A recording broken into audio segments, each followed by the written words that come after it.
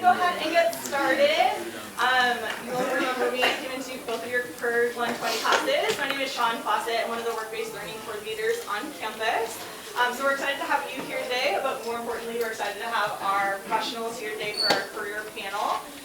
Just a couple housekeeping items before we do that. Your professors, some of them have taken roll at the beginning, some are taking roll today. So it's really important that you sign in. I'm going to pass around sign-in sheets to both sides. So just write your name and then your CSID, your email address, and then there's also a choice. You get to either choose Professor Eden or Parker, so whichever is your PERG instructor, you're going to circle that. Okay? Questions about signing in? Straightforward? Also, there was a third clipboard somewhere. Does someone have that? Okay. Cool, you're already taking initiative. Wonderful. So if you want to pass that around, that would be great. Okay, also, if you didn't grab a survey when you walked in, I'm going to pass those around, so please take one. We'll have you complete those at the end, so that way we can make sure we make improvements to these types of activities for students. And then also, if you didn't grab a flyer on the way in as well, this is just some bios of our professionals to share a little bit about their history and their background, and so you can read up a little bit before you ask some questions. And I know we talked about this when I came into your classes, but you all have questions ready to go? Yes. Yes? Raise your hand. Do you have a question? That's weak. Come on. Do you all have questions? Okay. I will be calling on you for questions. Alright, go ahead and pass those around. Thank you. Okay, also, to incentivize that, I do have some prizes and swag, so if you do ask a question, a legit question, like your professor mentioned, you will get to be able to choose a prize at the end of today's group quiz. Sound good? Cool. Okay.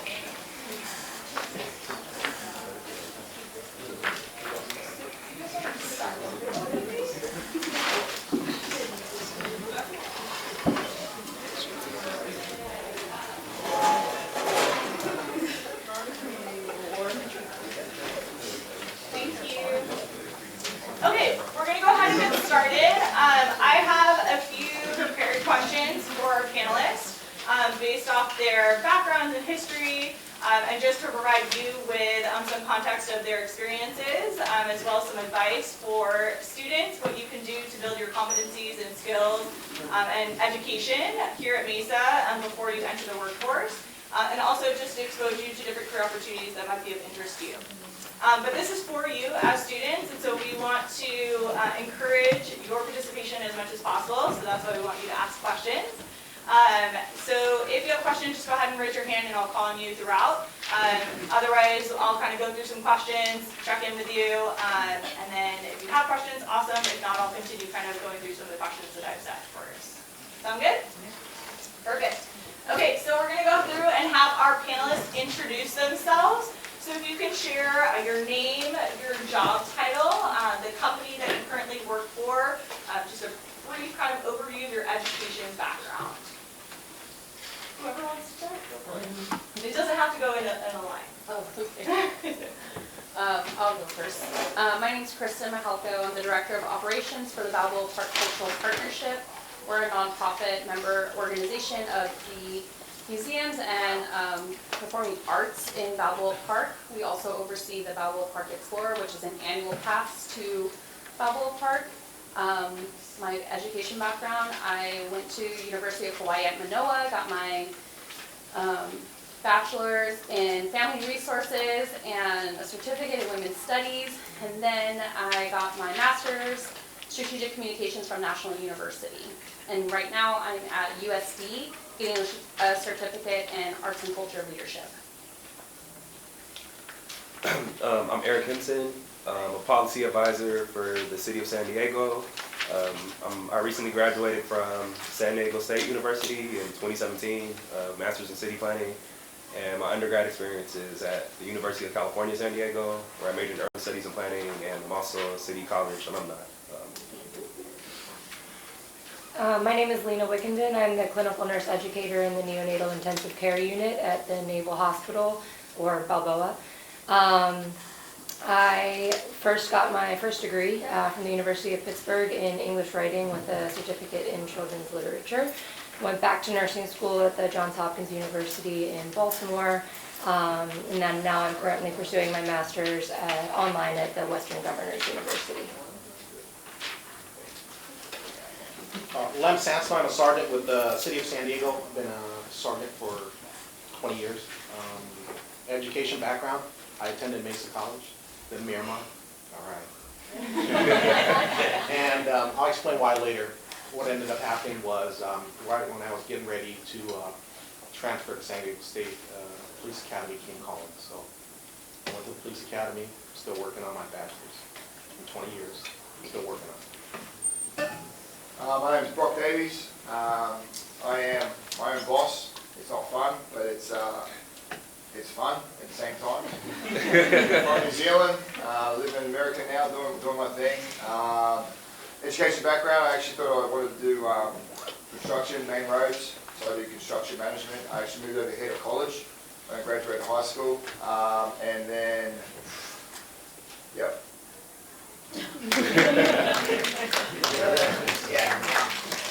I'm George Balba. I'm the music critic for the San Diego Union Tribune newspaper.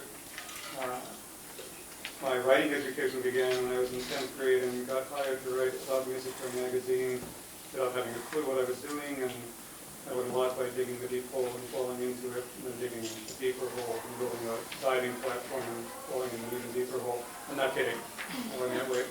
I took a night course at the University of Maryland in Frankfurt, Germany, where I grew up. I went to San Diego City College. For one semester, I transferred to San Diego State, where the journalism department had been lost its accreditation at the time I arrived, and therefore I took a lot of courses that were really intriguing and added up to nothing in terms of a degree, but I learned primarily by being really lucky to write and learn more about writing. How is the volume? Can you all hear? Yes. Would it be better with a microphone, or you think you're good? Use a microphone? Okay, are we okay with passing the microphone? Thank you. So you all have very different, diverse experiences and career paths. Can you share a little bit about what a day in the life looks like in your particular role? Here, I'll go. Can you hear me? Yes. Okay, it's very different from what I do. My position is administrative right now. I am the multicultural storefront sergeant, so we deal a lot with immigrants and refugees. We had the influx pretty much, I would say, in 1975 when there was the instability in Southeast Asia, so my office was formed. My office was formed when I pretty much came to this country. So my office that I've been working with has been in existence for almost 30 years. So what ended up happening is we provide services for Southeast Asian communities. Later, about, I would say 10 years ago, we had a huge influx of people from Africa. So that's why we changed the office. The office, it started out as the Indo-Chinese, and now it's basically the multicultural. A day in a life, basically, as a career-wise, I'm here to talk about law enforcement. So pretty much 20 years of my life, what I did was basically, you have your shifts, you come on, and you listen to that radio, and that radio constantly goes. And what it is you respond to radio calls. Somebody has something stolen from them, they want to file a police report, a crime in progress. You're there to investigate those. But let's say that the radio's quiet. Now it's time to either finish those reports or address community issues that the community is complaining about. So if the community is complaining about drug use, drug dealing that's down the street, you're tasked with addressing those things. If the community is asking about speeders or whatever in front of the school, that's your job. But what I like about my job is that vehicle is your office. You do whatever you want, and you decide how you dictate your day. But then there's going to be days where the radio dictates your day, and the citizens call, and then we have to go. So I think what makes it great is that no day is the same. You don't know what's going to happen the next hour or minute, but I'll prepare you this right now. 99% of our work is paperwork. So 1%, is can be fun, and then 99% is paperwork. So kind of echoing what was just said, I'm kind of a little bit more in an administrative role now, but the majority of my day-to-day is making sure that our nurses and corpsmen, because it is a military hospital, so the corpsmen are essentially the nursing assistants, are operating under the best possible way, keeping our patients safe, doing that.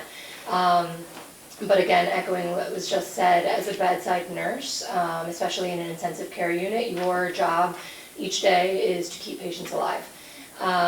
No day is the same unless you're working a stretch and you do have the same patient for each of those things, but there are minute details and differences in each one that keeps it interesting, especially if you work at a hospital or on a unit that has a lot of different diagnoses and patients that are there, especially in pediatrics. It's really nice because you can have an infant in one room and a 19-year-old in the other, and you can, just have to figure out how to care for each of them, and it keeps it interesting and different.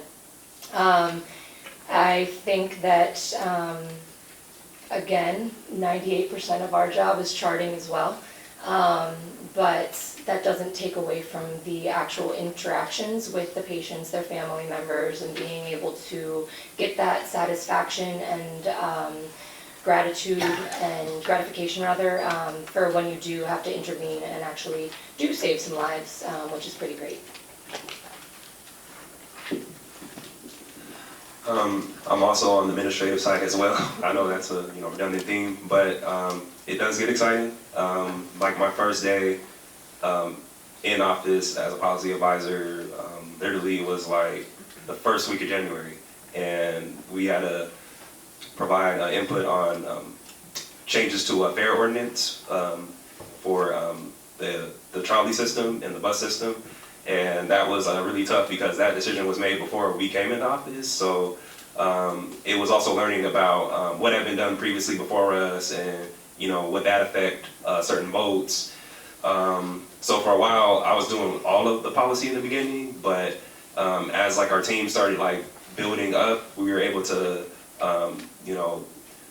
divert some of the special interests to other staff members.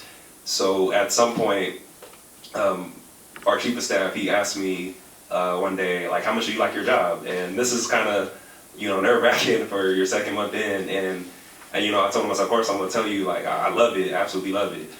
And the reason why he asked me that question is because he wanted me to be more than just a policy advisor sitting at the desk analyzing policy all day. So a lot of my days actually involves me going out into the community, particularly town councils, community planning groups, sometimes events for our nonprofit partners that are actually doing projects in areas in our community that have a lot of concern.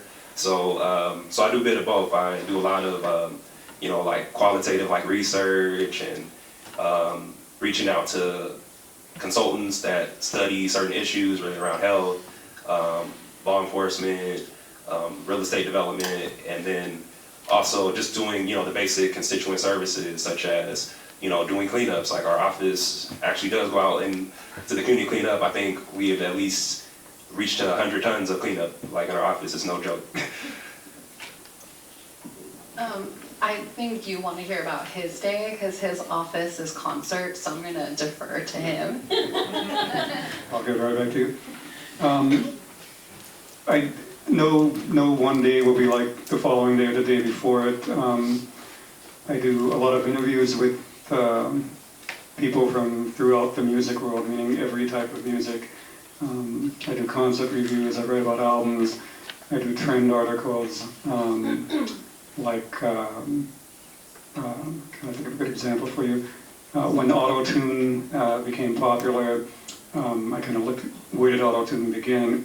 And funnily enough, the very first performer to use auto-tune was Reba McEntire. And most people would not think of a country music artist as having been the first person to perform using auto-tune live, but before anyone in hip-hop even thought of it. If a famous musician dies, I write about them. I interview a lot of very well-known people. I interview a lot of people you have never heard of. If you, as a writer, no matter what you're writing about, if you only write about what you like, you're not going to grow. If you can write well about things that have no meaning to you, or even that you don't like, and you can write well about that, then you will grow as a writer.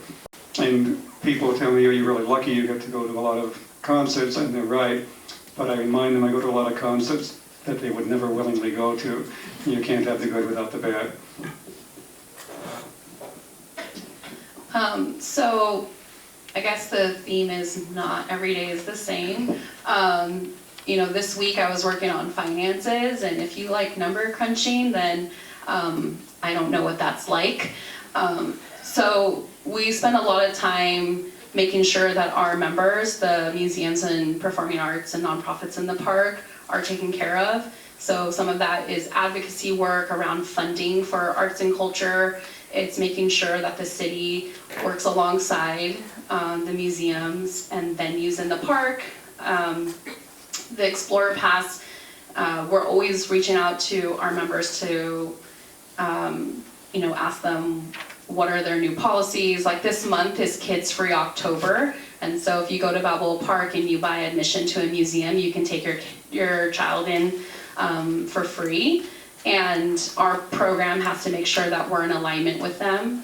So I do a lot of partnership management, finance management, staff members. I oversee 6 team members, and so I'm responsible for a lot, hiring, HR, that's a lot. But, you know, it's never the same, and there's always something to do. So if you like that, then.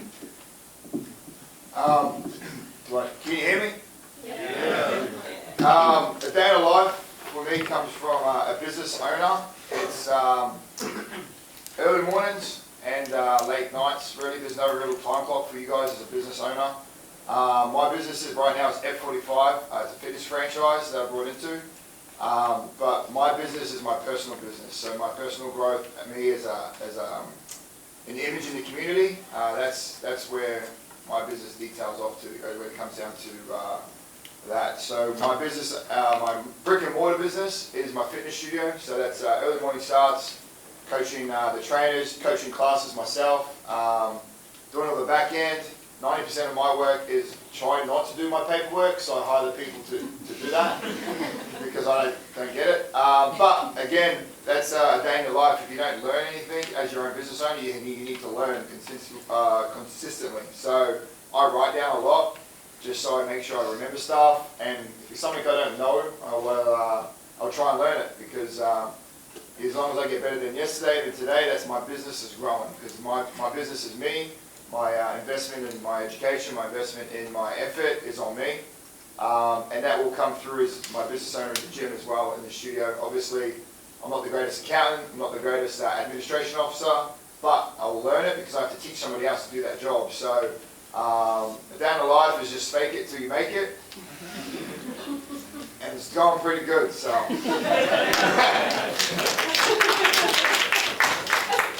Being a student, right? Well, it's a student of life. You're your own brand, so you just got to keep educating yourself, keep learning the things you want to learn, do, push yourself, do not get comfortable. If you get comfortable, then you're going to settle on yourself, and then if you do that consistently, then you just pick yourself down, and everyone in here is better than that, I'm better than that, we're all better than that. So that's my biggest one, is just keep going forward, be better than yesterday. That's my job. For me, as a business, as my model, that's my brand. So several of you mentioned that your day-to-day varies, which is pretty exciting. You also all kind of tapped into the administration and paperwork, which means probably being a good writer and having attention to detail, which are things that students learn in their classes. So can you touch on how your undergraduate coursework prepared you for the workforce? And is there anything that you wish you had paid attention to more or had more knowledge of based off your education background? Yeah, I'll go. Do I need the mic or? Yeah. I don't like that. I honestly don't like that echoing. Who knows what they want to do right now? That's good. Who knows how to start? Yeah. Okay, who's under 21 years old in this room? Yeah. Okay. So you have to understand that you got to do the research and you got to do that homework. I think for me, for the undergrad, as much as I love Mesa College, all my friends came to Mesa College, college experience, it's not like San Diego State, but you're at Mesa College. So I came here with a lot of friends, but then my second semester is when I really looked into what I needed to do. And then I realized what I wanted to do was at Miramar College. None of my friends went to Miramar College. Miramar College was kind of dead back then. It's not like a very social hub like Mesa College is. And what it is was they had counselors and they had a dean of the program, which is criminal justice, that I wanted to get into. And within my first semester, they've already paved the way that where I needed to go. I was 18 years old. I couldn't even take the test until I'm 20 and a half. So that's 2 years. But I had deans that were really good, and they were former law enforcement officers. They were from LAPD, and one of them was for the sheriffs. But what happened was they guided us through the whole process. Classes take, programs take, types of volunteers, some type of internship, and they guided us through the whole process. And I think that's why when I graduated at Miramar College, and I submitted my paperwork immediately, because once I turned the right age that I can apply, I turned in my paperwork right away. And back then, the process of getting hired can be up to 1.5 to 2 years. And it took me 1.5 years, and I got hired. And once I got hired, you know what I mean? Okay, I go to school to get the dream job that I want, right? But I'm going to school, I didn't finish school, but the dream job is here, you know? So I went and picked my dream job. So, but like I said, you have to prepare. If you know you're going to do something in, you know, if there's a certain test that you have to take or a certain interview you have to do next year, you should be researching it right now. Because it's always competition. Remember when I said it takes 1 year to 1.5 years? It's not just me in the applicant pool. There's thousands of people that want this job. So what ended up happening is you have to make yourself stand out. You have to be better than everybody else. But by doing that is by researching it, doing your homework, and being prepared. Because sometimes you only get one shot to make that first impression. Or sometimes if you take that test and you fail that test, they say, hey, you can only come back after 6 months to retake that test. That sets you back 6 months. So, you know, it's all or, you have to understand it's like, if you're not prepared, don't take the test. Or if you're not prepared, don't take that next step yet. Because sometimes taking that next step will actually set you back. That's all I have. I think in line with being prepared for everything, one thing that I found was the utilization of a lot of like the things that the career counseling office offered, like interview prep, resume and cover letter writing skills, just general like how to talk to people and how to, you know, be professional. Those were really good things that I was able to incorporate into my daily life and into my career. When I was at the University of Pittsburgh, I was in a sorority, and my mom the whole time was just like, this is a waste of your time, this is just an excuse to be social, like whatever, which at the time, yes, it was. It wasn't until I started getting into nursing and I started like going through the school process and started realizing I can talk to literally anybody. I can talk to strangers and maintain a conversation. I can talk to strangers, aka patients. You ideally don't know the person that you're taking care of. And that's an extremely beneficial skill that I have. So I'm not saying you have to be in a sorority or fraternity or anything like that, but utilizing those opportunities to talk to strangers and learn things about new people, be confident in your ability to just maintain conversations. It's an excellent skill because that extends into interviewing in the future when you're applying for jobs as you're expanding your career. Because in my opinion, a good interview is more of a conversation than like a quiz. It should feel like you're very comfortable and not just like, oh my gosh, I don't know what I'm doing. So having that confidence in just communication is something that's really beneficial. Yeah, I can speak to my undergrad experience. So I went to City College for about 5 to 6 years before I transferred to UCSD, and this is also during the time when we had the recession in the country, and there were a lot less classes offered during that time, so it took a while for me to like really bump up and get my career going. But I do feel the thing that's benefited me the most is always going back and opening those books from, your undergrad. And it's been very helpful because, at least in my field, regarding like city planning and like development throughout the city, there's a lot of local studies like written by like professors at the schools. And sometimes I've gone back like for, crucial decision making related to that. Just like, I think a couple months ago, we had this inclusionary housing policy that came up. And basically what inclusionary housing is that for any new development that comes into the city, at least 10% of it has to be affordable. And if the developer doesn't want to develop affordable housing, they have to pay into a fund for affordable housing. And during this process, I was actually going through like 2 books that professors from City College and San Diego State had written. One of them is called Paradise Plundered: Understanding San Diego's Fiscal Crisis, and that's written by Steve Airy at UCSD, and it literally gives you a whole history of how the city was developed from like the 1800s up until now. And the other was Under the Perfect Sun by Jim Miller and Kelly Mayu, and they're professors of labor studies at San Diego City College. And I kid you not, like having discussions with people that, I'm just gonna be honest, are much older than me at the moment, even though I did feel like a professional student, like going to school pretty much in total like 10 years.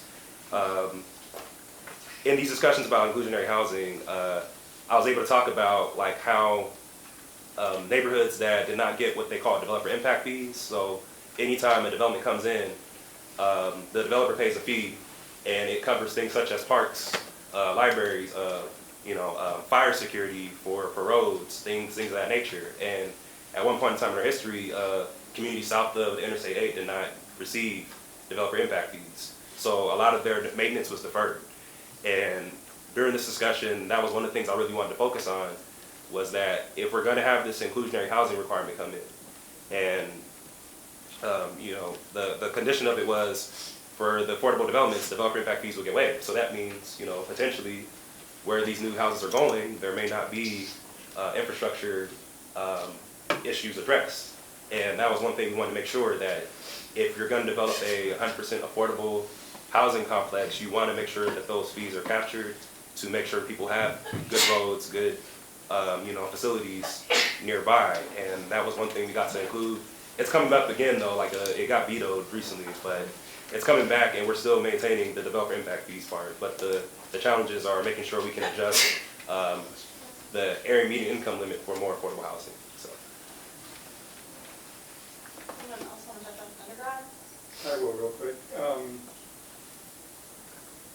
Having a deadline is really important. You may not like it at the time, but in my line of work, every day you have a deadline. Every day you have multiple deadlines. And at City College, at San Diego State, you have to turn in papers, you have to prepare for tests. And like any number of people I know, I would often wait till the last minute. And I learned that was really not a good way of doing it. Everybody wants to do really well. How do you become good, in my case, by not being good, by failing? And I think of the first interview I did, and it was it would have been funny had it been videotaped, because it would have been how not to do an interview, how not to prepare for an interview. I didn't prepare for the interview. How not to do any follow-up work. I didn't do any follow-up work. And I learned more from that one interview, again, which was like 5 hand grenades going off in a row, than any other interview I've done. So, there's nothing wrong with failing. The main thing is, a lot of times I was too young and too ignorant to know not to do something, that I wasn't prepared. Obviously, you don't want to hop out of a plane and parachute if you've never done that, but things that are more benign, find out, go and do it. At City College, they have a great TV and radio department. Even though I had no desire to get into TV or radio, I took courses there. There were people coming from San Diego State and UCSD to get in that department because it was better than where they were at. And I learned that for TV writing, you have to write in a totally different way than you do for anything else. You have to type everything in capital letters. You have to think of people reading it aloud and breathing. So you can't have a long sentence. You have to have them be very compact. The school library was a great resource. And here at Mesa, the room that you're in, comes some really interesting lectures here, particularly on art. And I've learned a lot, not as a student, but the point I make there is you're going to be a student your whole life, hopefully. You're always going to want to learn more.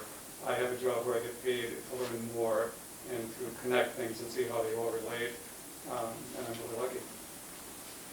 Just to wrap that one up, I agree with a couple of them. It's like, for Australia education, I grew up over there and came over here.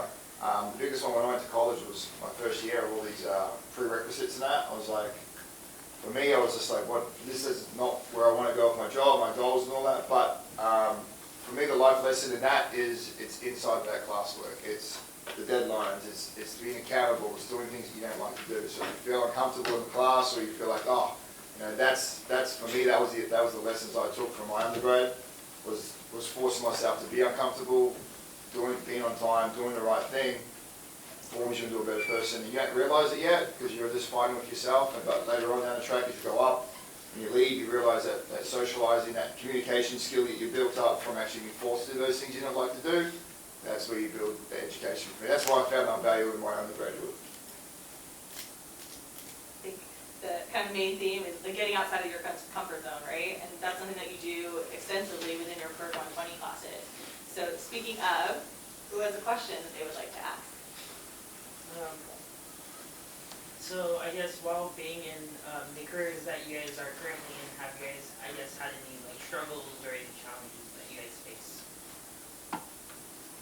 Struggles or challenges you want to touch on? Every day. Every day. Life's not easy, guys. You don't, just because you get a job or you tick your boxes, that you don't stop there. You know, there's always going to be life. There's always going to be pressures.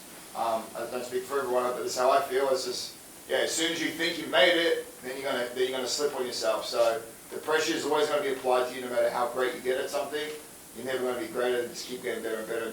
And you can apply that pressure to yourself naturally, which you do it by getting good grades. You do it by, I'm going to do this better. Okay, so naturally build that into you, and then naturally you don't get bothered by the obstacles. It becomes just, all right, I'm going to hand this out real quick, and then move on to the next thing.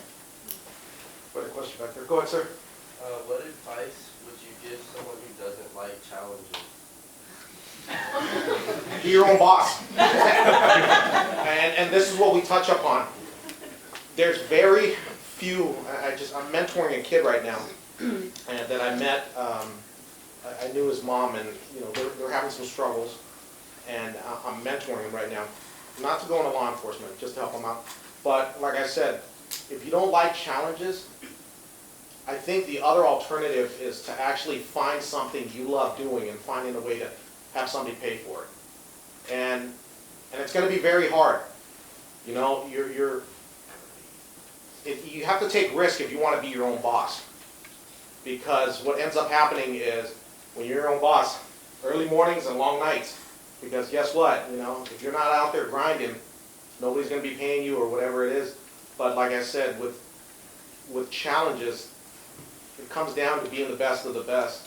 You don't have to be the best, but you have to try and you have to strive for it. Yeah, that's kind of hard, but like I said, I think it just comes down to your why. yeah. You know, like a challenge for somebody might not be a challenge for somebody else. For example, what are you really, really good at, Brian? Like what's something you like? Numbers, you like math? Like, because I'm bad at math. Like I said, I have to hire somebody and try and teach them to do my bookwork because I'm not good at that. I can talk to people. There you go. There's a social. So you just build off what you're good at. Yeah. You start running with that, and then you'll find your own challenges along that way. We all do our different paths. We all walk our own line, and you just walk it the best you can because you're going to have different challenges to make. So everyone's challenge is different. But if you find out something, you're like, okay, why? You figure that why out. That's how I feel. That's run with the why. Why I do half the stuff I do, I don't know. I like it. You might not like half the stuff I do. To rip off that, if you can find a mentor, do. It can be anyone. It can be people right here. It can be, you know, you hear a radio broadcast or somebody on YouTube, but wherever it is, contact them. People like to talk about what they do for the most part. If they're a drug lord, maybe they might not be that keen on talking to you, but you know, I do that at work. I mean, there's people around me who know a lot more than I do about all kinds of things, and you go and you talk to them and you find out, and you do that in your community. And if you're lucky, you're going to find somebody who will mentor you and learn everything you can from them. Several of the professionals I contacted via LinkedIn, which is a great way for you to network and to find a mentor. How many of you have a LinkedIn account? 5, 16, right? How many of our professionals have a LinkedIn account? It's not very good. So it's an opportunity for you to connect. It's also an opportunity for you to see what's out there, explore different career opportunities, as well as see what kind of trends that are happening within certain industries, and to just explore. There was a hand over here. My question is too broad. When you started, was it more like solo, or did you have partners help you out when you started your business? So I started into my business after football with a friend of mine that opened my Net 45. And I got cut from the Patriots. I ended up on their couch, came out here for 1 week, and I went into their business model. I was like, this helps people. I can see my strengths in here and my challenges are a bit more focused in here. And then I went into business with them, but how I went into my business was I strategically made it not as an aggressive move on myself. I said, look, I'll manage your guys' gym, or you guys open another one up north. I'll earn off your guys' payroll, so I don't have to burn myself by just taking that big leap. But it was about 4 months before I pulled the trigger and bought my own franchise. And then I went into the business by myself. I had an investor, but their investment group, what I learned from them is completely different from my other business. So they took me property management, lease negotiation, and they taught me that side, which is all full circle and making me as a whole. But yeah, business operations and that. A franchise does give you brand lines and guidelines and helps you along and gives you like a to-do list and this is how it should be done. But I mean, when you work with people, there's no exact right way to work with people. There's multiple people that you'll be working with, multiple challenges you're going to be dealing with on a daily, and that's how you go. So, no, solo, and then just went in there and had a crack at it. Yeah. I have a question for Eric. So I understand that before you went to policy making, you were part of like a few internships. I'm just wondering, like, what qualities did you highlight when you were applying for those internships? So the funny thing is that when I was at City College, at the time there just really wasn't that much emphasis on student internships. I didn't learn about student internships literally until after I finished school. And the reason I learned about that was I actually went to the Career Education Center. I think it's like around Imperial Avenue in the city of San Diego, but there's multiple, education centers. And at the time, I was unemployed for like a whole year after finishing UCSD, and I just didn't understand like why was I struggling just to get the interview. And when I was talking to my career counselor, she just asked me, "Do you know any city planners?" And one person I knew was like a retired city planner, and the other I knew was a friend of mine. Like, I love her, but she's jumping from like one career to the next, like she was a careerist. So I was like, okay, I don't think I'm gonna be able to get a networking opportunity through that. So she literally said, "Have you considered going back to school?" And I was just like, not too sold on it, because I'm like, I just finished school, I'm not too sure about this. But she said, "Do you know any planners?" And I said no.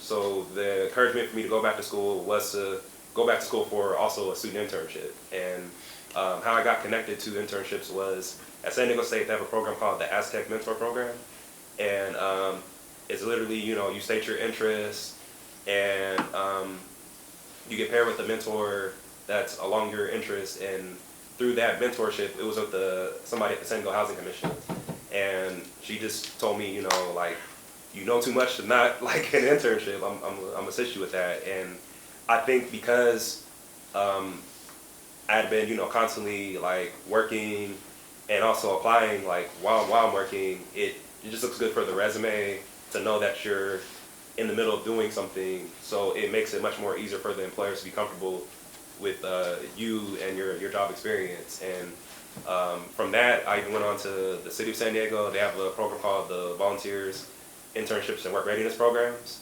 and it's quarterly, and some of them are 10-week internships and mentorships where you get connected to professionals. So I think that's just like a good way, and most of the time they know that you as a student intern are looking to learn. So there wasn't too much emphasis on just my skills, but more so like my desire to do volunteer work and my passion just for the subject that I'm in. So So I know in at least one of the PERT classes, you have to do an informational interview as an assignment. And so that's an opportunity for you to connect with someone that's in the industry to build your network, right? And so as he was mentioning, who are the people that you know, that's an opportunity potentially for you to find a position or an internship. Also part of work-based learning, we have an internship coordinator on our campus. So we are here to help support students to ensure that you have a resume, that you feel prepared, you can do mock interviews, so that you're able to get an internship opportunity now as students, so that way you feel prepared once you leave MESA. Someone else have a question? Yes. I have a question for Lena. So what advice do you have for someone on the better pre-health like pathway? Like what steps would I take now to get ahead in the future? I think, so I went to University of Pittsburgh not really knowing what I wanted to do, and I was like, oh, I'll just become a doctor. No one just becomes a doctor, I will tell you that right now, it's not easy. So it took me a while to then like realize, okay, do I really want to do this, or do I want to be in journalism, do I want to do anything like that? And then I came into nursing, so I wanted to be in the medical field, just didn't know what type. But I think that one thing that really solidified that for me, outside of being a patient myself for a couple of things, was getting the opportunities as like a patient care tech. I have seen, if you become a patient care tech or nursing assistant, whatever it's called, at the various hospitals where you work, even just volunteering. And I know in our NICU we have something called the NICU Cuddler, and that's just a volunteer-based thing through the YMCA where you can come in and just hold babies when their parents aren't able to be there, and that's a volunteer opportunity. I did something called like the Hospital Elder Life Program in Pittsburgh, which was essentially the same thing as a NICU Cuddler, just for the other age group. And you're just talking to them and keeping them company when their family can't be there. So that kind of got you in the door to kind of see, once you're inside the patient room, inside the units, all the different facets of what medicine offers, because there's nursing, there's physician, there's physician assistants, there's respiratory therapy, there's occupational therapy, there's a ton of things that you can do in the medical world that you don't necessarily know about unless you experience it yourself. So I think finding opportunities to either volunteer, or if you can get paid for it by being a nursing assistant or something like that, while that does primarily have a nursing focus, you still begin to build that network. You can start communicating with the physicians or the occupational therapists, respiratory therapists about their career path, what they would recommend, and get to know a little bit more about the career before you take that step towards pursuing it. So I have a question for you. As an educator, do you still do bedside care as well? I do. Not every educator does, but that's something that I wasn't ready to give up because I'm still relatively early in my nursing career. I've only been I've been like in the tech plus nursing career for about 10 years. But I kind of jumped around from pediatric ICU to neonatal ICU to cardiovascular, everything in pediatrics, because my tech experiences were with adults, and I realized they are the worst. Adults complain way more than kids, surprisingly enough.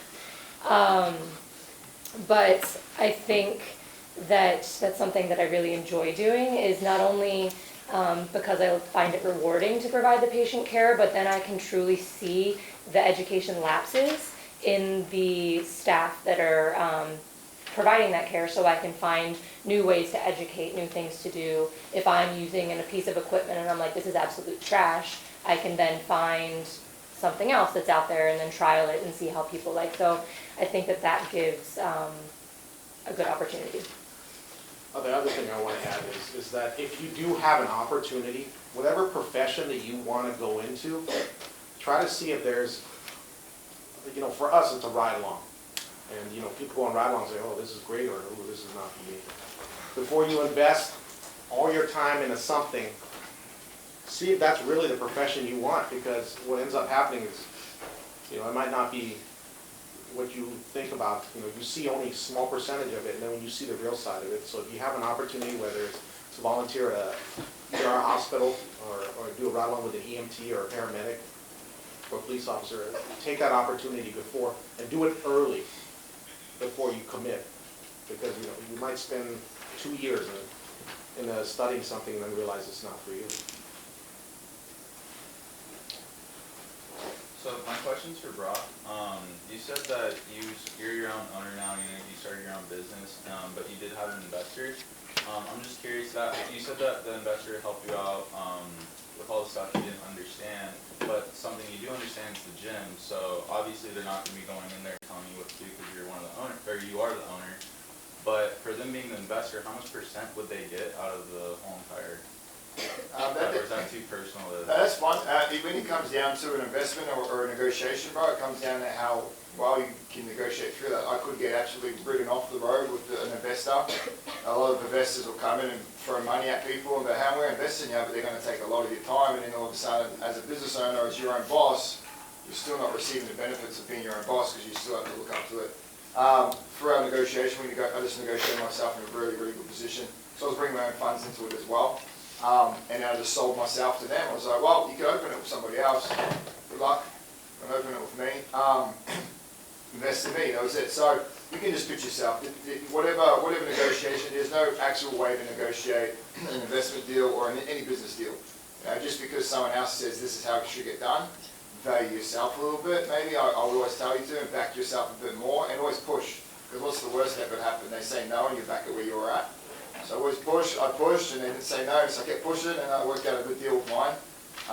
And then in their return, a year and a half later, I won the F45 Best Trainer in the World. So that was a mad award. That was just like a little, like, yeah, you know, just like put it on. I was in my studio when you walk in, it's right in the front. When you walk in as a member, I'm like, hey guys, say hello to my trophy. Right there, can't miss it.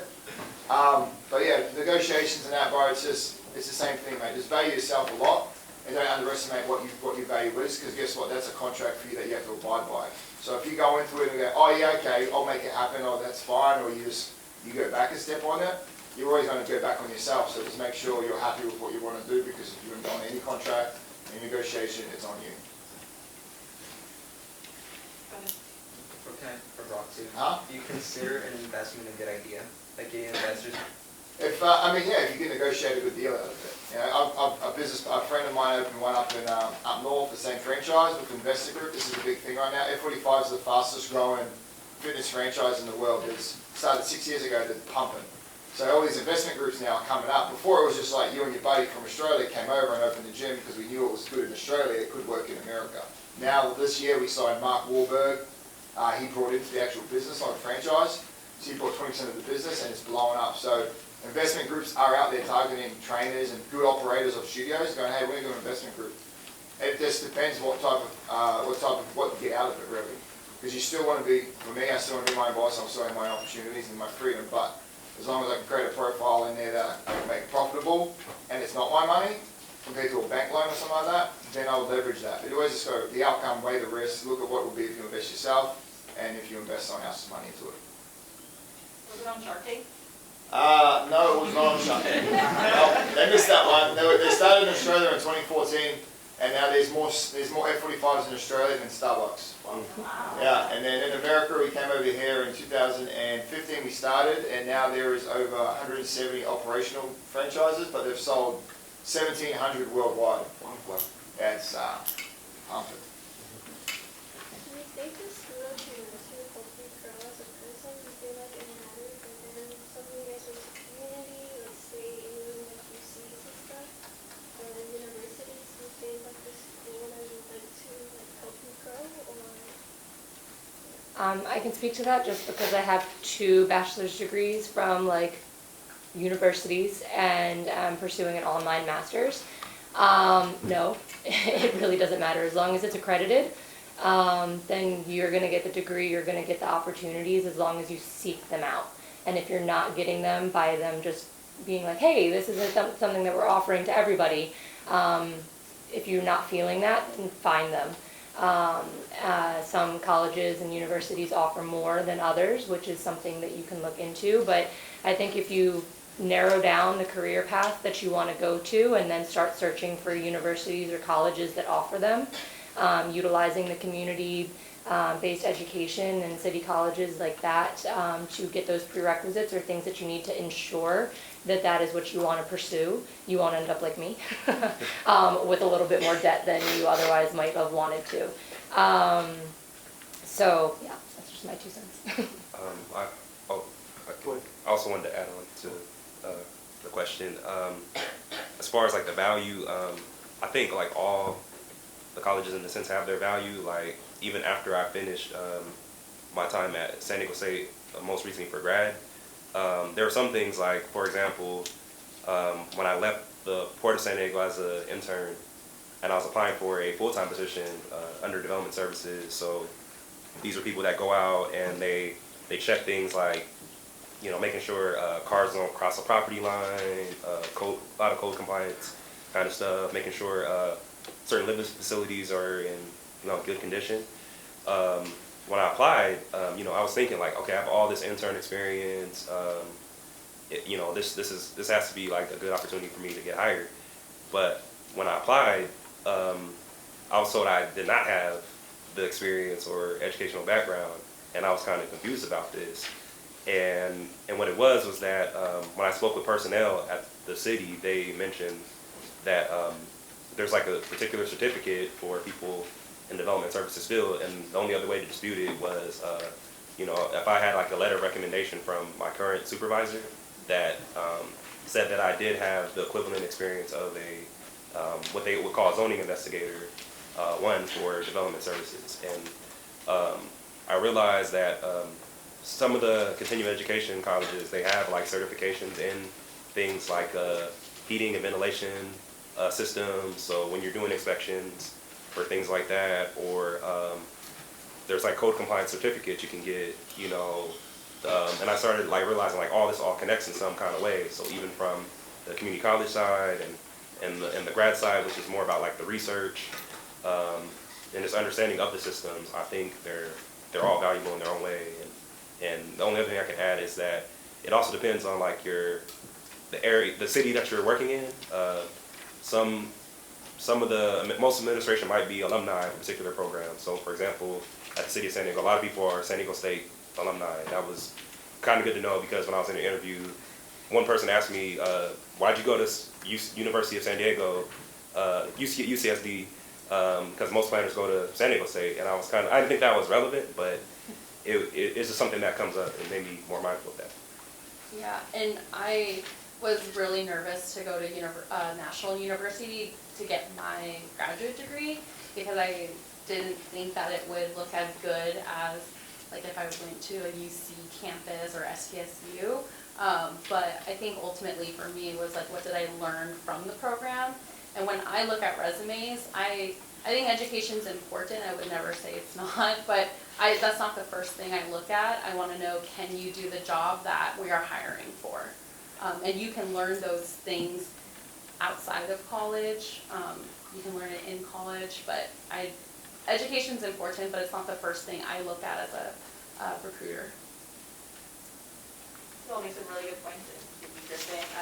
I'm curious to know, what does your industry particularly look for in new hires? So if students are leaving NISA, they're graduated for entry-level positions, what are things that stand out, particularly on resumes, specific skill sets, either technical or professional skills, soft skills, right? I guess I'll just tack on to what I said. So when I'm looking at a resume, I want to know that you know how to do the things that we're asking, and some of it's very basic, like data management on a computer. So I definitely want people to be very tech savvy.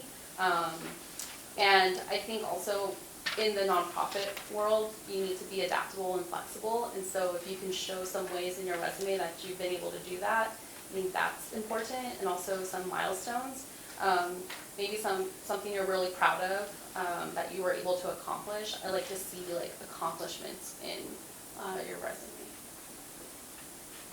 I think another point is experience, and those interview, or like experience in like nursing, for instance, if you can have like a nursing assistant type of role to show that like you have a little bit of that patient care experience. But in the interview especially, having those interview skills, that's something important that we're looking at, because in nursing it's not a fake it till you make it type of job.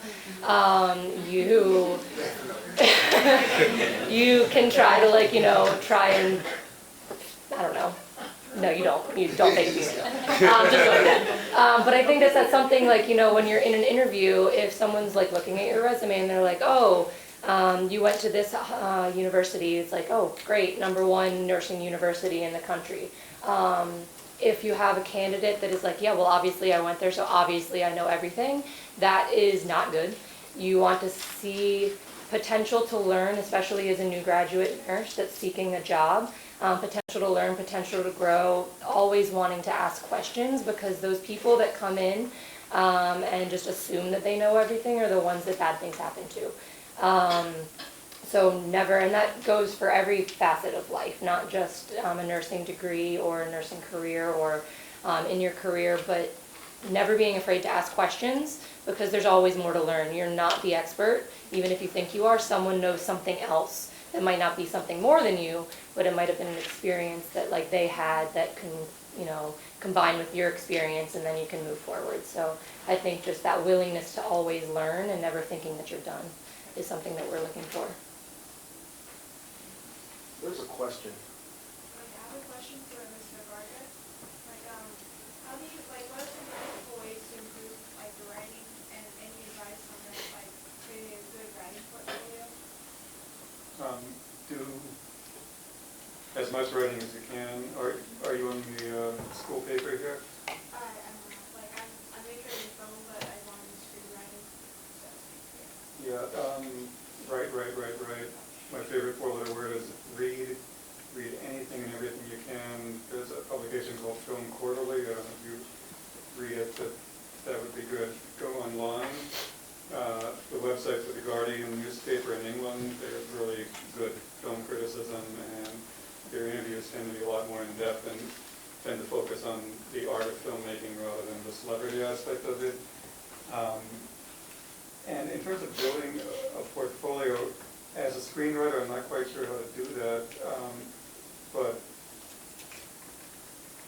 begin by aiming low rather than high. I mean, maybe you could go right now to Paramount Pictures and hand them a screenplay and they'll go, we love it, we're going to hire you. But if you don't have a bit of a track record, that may be a problem. But beyond the track record, if you don't have tenacity and experience in doing what you're doing, find people here locally who, there are award-winning filmmakers, there are film festivals. The San Diego International Film Festival is beginning this week, I believe, and they have documentary films. There's a place in North Park called Digital Gym, and they show a lot of really cool indie films, and they have classes in filmmaking and every aspect of it. It was founded by, I think, 2 or 3 graduates at Point Loma Nazarene University. So reach out, because there are a lot of people here, and if there are award-winning screenwriters here, and maybe you can connect with one of them and get pointers from them, have them look at your work. If you were a writer, I would tell you go to community newspapers. They're everywhere. They're usually pretty eager to get people to work for them, and then you go to a portfolio like that. I just don't know what the screenwriting equivalent of that would be. I just met with one of your fellow students in here that's also interested in screenwriting, and connected her with someone in LA that is doing that. So if you are interested, come connect with me, and we'll allow you to do informational interviews or job shadowing, so that way you can really understand what it's like to work in that profession. But he's right, connecting and networking is a big proponent, and then also experience too. Also, English 210A is the newspaper class that you can take on campus, and you can take it multiple times. The class is actually really cool. It's all self-student run. So essentially each semester at the start, they nominate and elect who's going to be the editor and who's going to write certain pieces within the newspaper. And so you can take that multiple semesters, so you can build your experience in that capacity. George, I'd love to go back to you. I'm curious to know what has been your most memorable interview in the subject that you know. Hard to come up with one. I'll quickly hit a few because they were memorable for different reasons. One of the most difficult interviews, not in terms of doing the interview, but in terms of getting the interview, was with Kanye West. It took, I think, about 5 months, believe it or not, of constantly emailing back and forth and jumping through hoops and yeah, I'm amazed that the person who handles Kanye, you know, is not in a mental institution because it's so difficult. And so that was memorable just because of the amount of work it took to get the interview. Then when I got there, it's like when you interview people, particularly who are well-known, they're going to go on automatic pilot. They've heard every question before. So the job then is to throw questions at them to get them off of automatic pilot. So 2 examples with Kanye were that when he was 11, his mother, who is now deceased, was a university professor, and she got hired to go teach in China and took Kanye with her.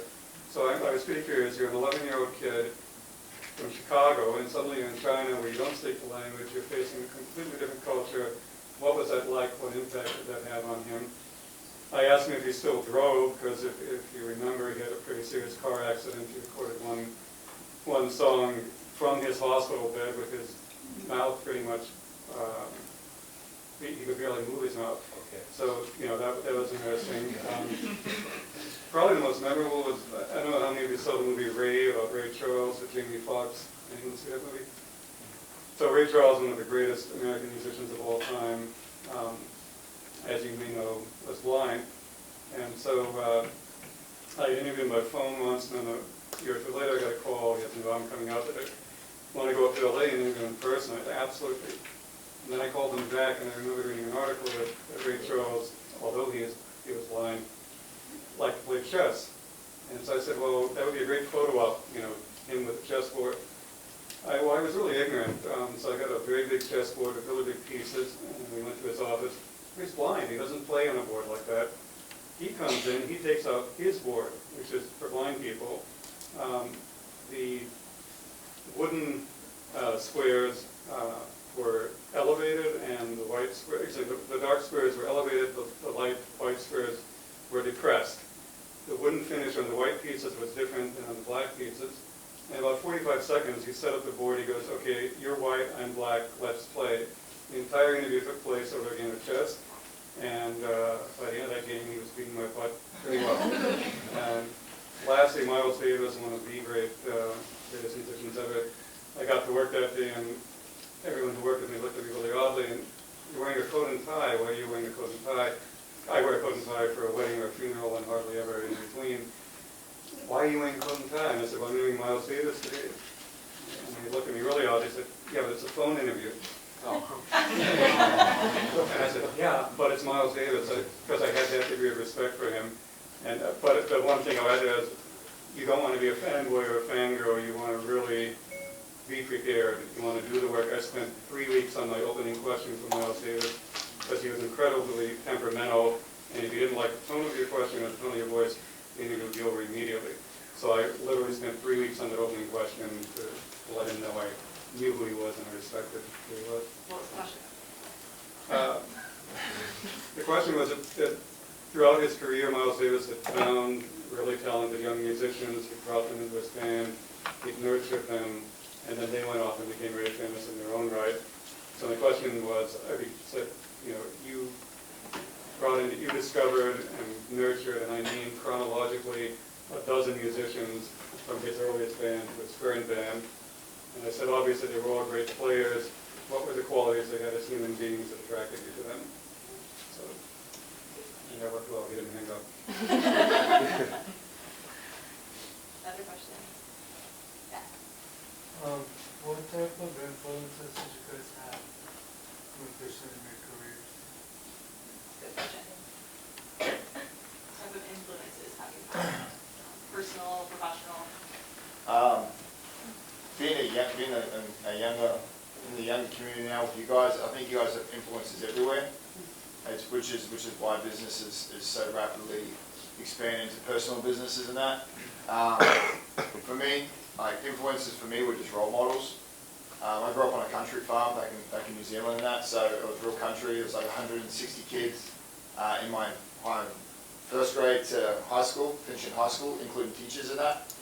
But coming over here, being in America, and with what you guys have at your fingertips and that, you don't have to look too far for inspiration or influences or people that are doing that have very similar characteristics and abilities as you yourself, and to look at that. So, yeah, that's one on that one.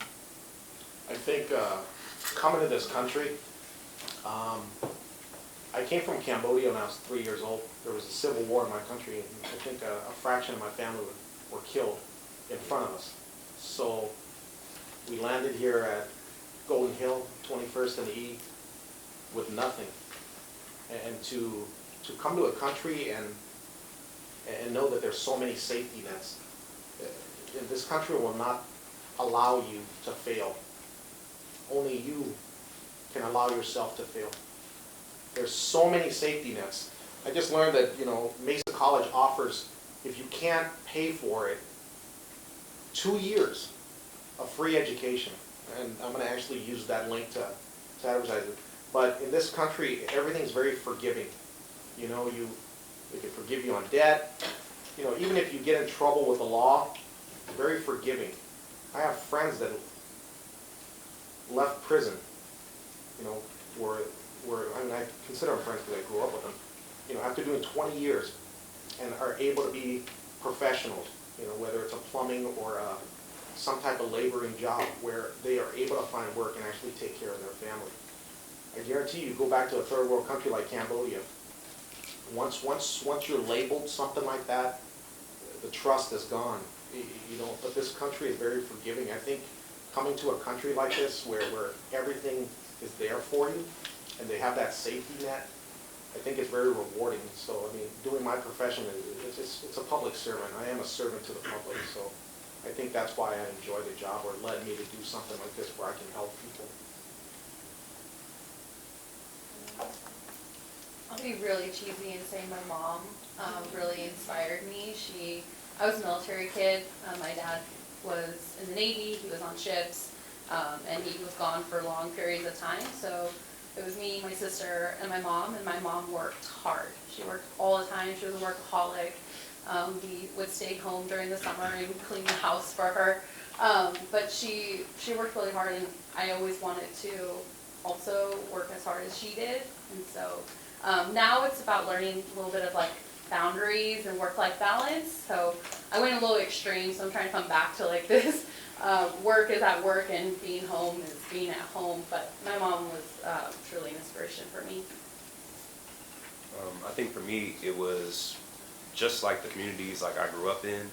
I went to school out in City Heights, which is where Sergeant Lim serves in, and often I didn't think it was a bad school, but a lot of people often said Crawford High School was a bad high school, and it was frustrating hearing that to the point where some of our own classmates, they wanted to go get bused at different schools, and it wasn't until I was at City College. I remember I came across this article, and it was talking about attendance dollars, about the money that schools get for students just attending.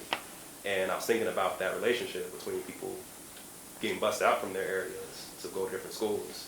And I just felt like you can improve wherever you're at as long as you can argue for it. And, to this day, I've seen a lot of good things come out of City Heights. There's a group called Mid-City Community Action Network, and they do a lot of work with youth there who literally have gone to City Hall, the Metropolitan Transit System, board meetings, and have actually argued for free annual passes for youth at high schools in Crawford, Hoover, and other City Heights high schools, and also Lincoln High School in southeastern San Diego, which is where I'm also from.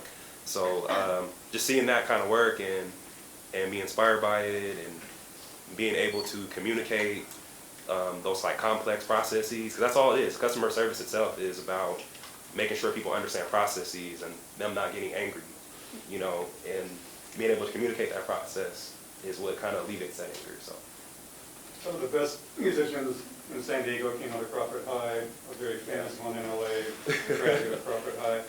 Doesn't matter where you come from, if you're good, you're good. I'm going to riff off your mom. Both my parents were born and raised in Hungary.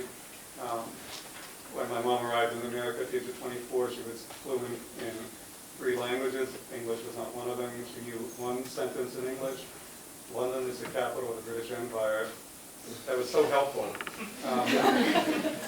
She learned English by going to movies and picking out movies that were based on books that she had read. And in those days, you could sit through the movie over and over.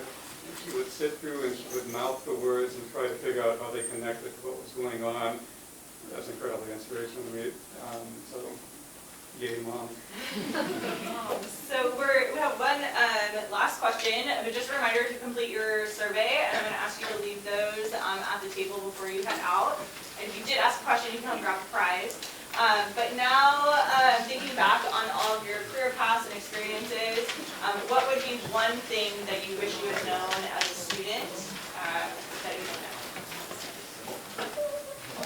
I think for me, it's to get involved with things now. I waited a really long time to start getting involved with different networking groups. Depending on what you're interested in, there's different groups you can join. If you're interested in museums, there's an emerging museum professionals network. If you're interested in nonprofits, there's a young nonprofit professionals network. If you're in art, Rising Arts Leaders San Diego. So these groups are there to help you network and nurture you. And I wish I knew that when I was still in college and just getting right out of it, so I could have built my network more quickly. I think for me, it would have been utilization of like career counseling and figuring out like my personality types and various like, you know, career fields that might be interesting to me like early on in my undergraduate degree. So I wasn't just like, here's all of these courses that you can possibly take, sign up for any of them, but you have to pay for it. So I think that utilizing that to make sure I was on the right path before realizing it 3 years later and then having to make those adjustments. Yeah. I think for me, it goes back to the gentleman back there talking about challenges. You are your own worst enemy. So when you challenge, it's not a race for your classmates or whoever's trying to get in that job. Just know that when you're challenging, you're just challenging yourself. And know your abilities. You know what you have. I mean, the analogy I have is it's like jiu-jitsu. You know, I started like a little bit later. You know, and I'm not going to go up against a 19-year-old that's been doing it for 10 years. I know my abilities because he's got his age, he's got his, you know, his cardio and stuff like that. And you know, I got bad knees and bad back. But when I go there, I'm not competing against that 19-year-old. I'm competing against myself, and I know my limits. So it's like that in life, and especially when you're challenging yourself, know your limits, and every little milestone should be celebrated so that you can move on to the next one. I've got the question. I'm gonna write it down. What is one thing that you wish you knew as a student that you know now? Yeah, pass on that. I moved to America. I was 21 when I came to college. I was a freshman at 21, and so I got to have the opportunity to go back to education with the mindset of being out in the real world for 3 or 4 years already. I played pro rugby, so I left high school when I was 17. Played pro rugby, France, England, Australia, New Zealand, traveled around until I was 23, and then I moved to America and walked on as a freshman at a 4-year college.